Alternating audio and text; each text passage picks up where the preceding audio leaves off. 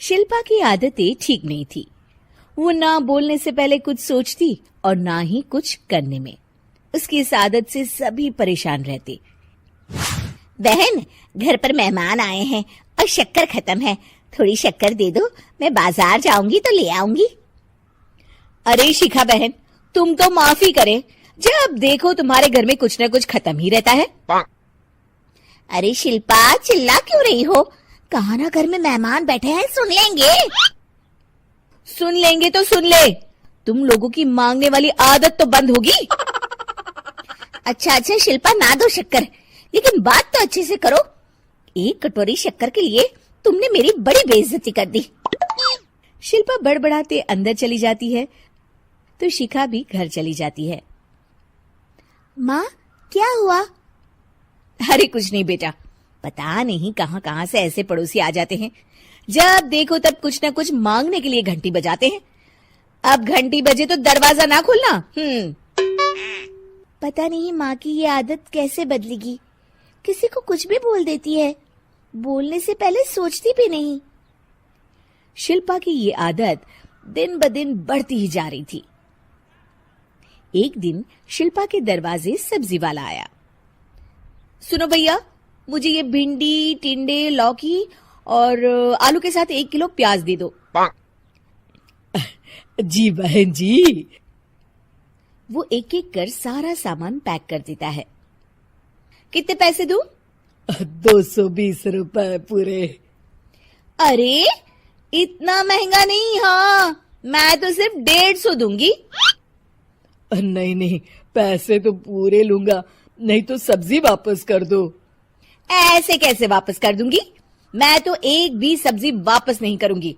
और हाँ, रही बात पैसों की, तो लेना है तो 150 ले लो, वरना मेरे मोहल्ले में घुसने तक नहीं दूंगी। हाँ। अरे नहीं बहन, हम लोग गरीब लोग हैं, ऐसा ना करो। पकड़ो ये 150 और दफा हो जाओ। शिल्पा की बेटी अंदर से ये सब देख रही थी। शिल्पा, तूने तो हद कर दी। बेचारा गरीब आदमी, उसका तो गुजारा ही इसी से होता है। बोलने से पहले सोचा कर बेटा। माँ, आप चुप रहो, घर चलाना बच्चों का खेल नहीं। और वैसे भी इतनी महंगी सब्जी थोड़ी ना होती है। आपको तो सिर्फ खाने से मतलब है, लेकिन मुझे तो सब सोचना पड़ता है ना। शिल्पा की सास ये बात सुनकर दुखी हो जाती हैं।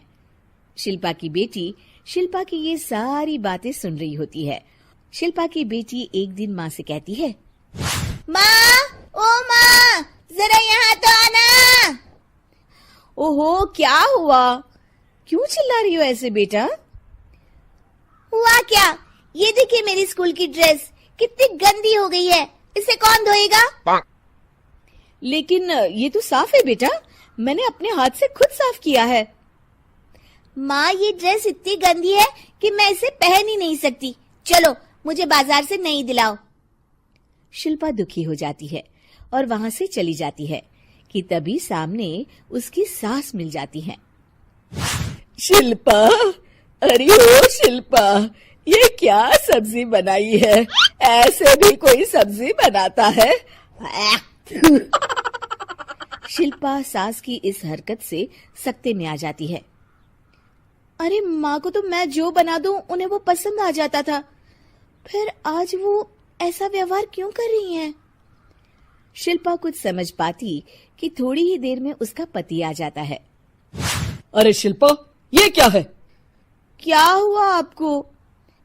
ये मेरी अलमारी पूरी अस्त व्यस्त है, तुमसे कोई काम नहीं होता है। सारा दिन पता नहीं क्या करती रहती हो। अरे मैंने तो सारी अलमारी साफ रखी है। इसे तुम साफ कहती हो? ये तो पूरा कूड़ादान लग रही है।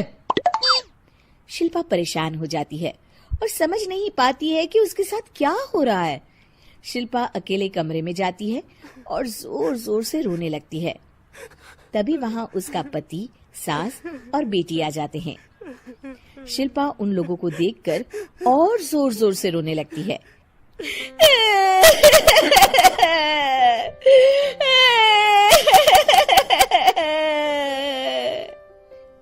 कि तभी उसकी सास उससे कहती है, क्या हुआ? यहाँ बैठकर रोती रहोगी या फिर खाने को भी कुछ बनाओगी? माँ, पहले आप बताएं, आप लोगों को क्या हुआ है जो मुझसे ऐसा व्यवहार कर रहे हैं? वही हुआ है जो तुम्हें रोज होता है। मैं समझी नहीं। माँ, आज घर वालों ने आपसे बुरा व्यवहार किया तो आपको कितना बुरा लगा ना? हाँ, मुझे बहुत बुरा लगा। मुझे अच्छा नहीं लगता कोई मुझसे इस तरह से बात करे। सही कहा शिल्पा, जो चीज तुम्हें खुद के लिए अच्छी नहीं लगती वो तुम्हें दूसरों के साथ भी तो नहीं करनी चाहिए। बेटा, हम तुम्हारे अपने हैं, फिर भी तुम्हें अपनों की बात का बुरा लगा। लेकिन सोचो, जिन बाहर के लोगों से तुम ऐसा व्यवहार करती हो उन्हें कैसा लगता होगा। हाँ माँ, आप सच कह रही हैं। मैं आप लोगों से माफी मांगती हूँ। मुझे कड़वा नहीं बोलना चाहिए। मैं समझ गई, मैं आपकी हूँ इसलिए आप लोगों ने मुझे सुधरने का वक्त दिया और मेरा साथ दिया। लेकिन जिन बाहर के लोगों से मैं बुरा व्यवहार करती आई, वो लोग मेरे कड़वे बोल से कितने दुखी होते होंगे। मैं वादा करती हूँ, आज से ऐसा व्यवहार किसी के साथ नहीं करूंगी।